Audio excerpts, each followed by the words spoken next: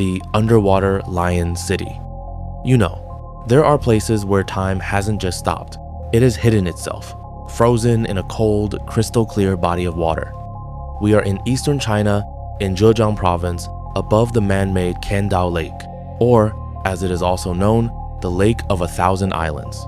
The depth here reaches 40 meters. The temperature at the bottom is barely 7 degrees Celsius. Visibility is perfect, but the most important thing is hidden from sight, right beneath us. The city of Shi Cheng, the Lion City, China's Atlantis.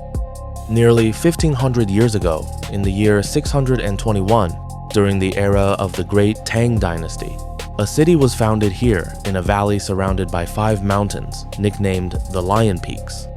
It became the political, cultural, and economic heart of the entire region. Shi Cheng was vast. Its area exceeded the size of 60 football fields.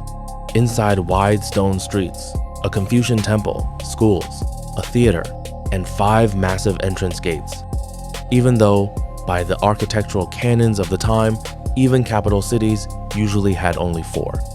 But in 1959, life here was cut short.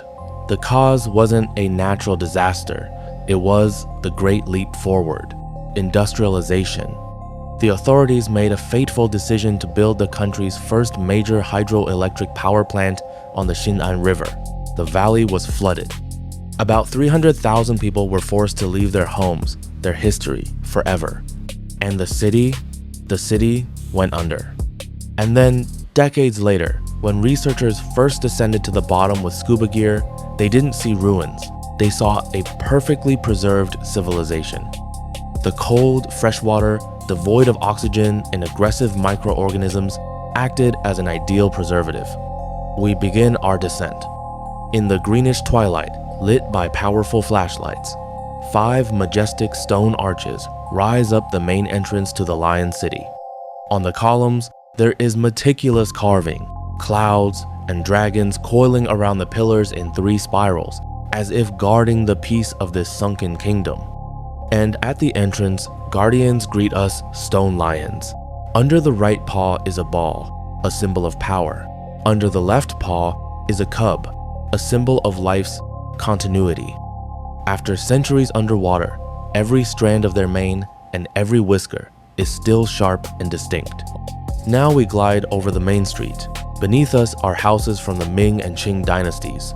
Amazingly, wooden staircases and beams are still intact. The water has protected them from sun and wind better than the air ever could. On the facades, we see bas-reliefs. Here is a garden scene, a scholar bent over a scroll. Under the side lighting of our torches, every vein on the stone lotus leaf casts a shadow. You feel as if you could reach out and touch the roughness left by the ancient sculptor's chisel. We peer into one of the buildings. It's a bookshop. The shelves, of course, are long gone, dissolved into the water. But the stone brackets that held them still jut out from the walls, as if inviting you to place a volume there. And on the floor, a scattering of ancient bronze coins. It looks as if the owner dropped his purse while hurriedly leaving his home 65 years ago. Lion City was only rediscovered for the world in 2001. At that time, divers found over 265 unique stone arches here. Each one is a work of art.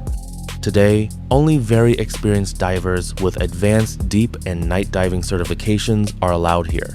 And even for us, with all our training, every movement demands extreme concentration so as not to stir up silt and damage this fragile heritage. Shi Cheng has new inhabitants now, schools of silver, carp, and perch.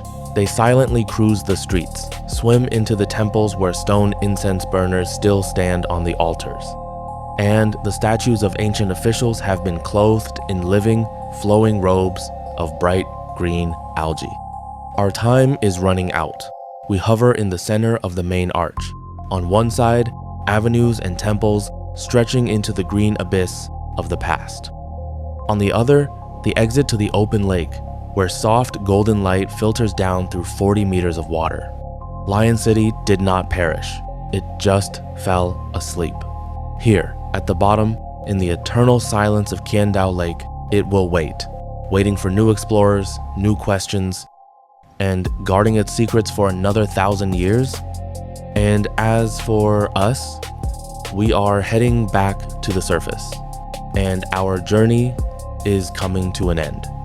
Friends, thank you for watching this episode and for joining us on this incredible dive.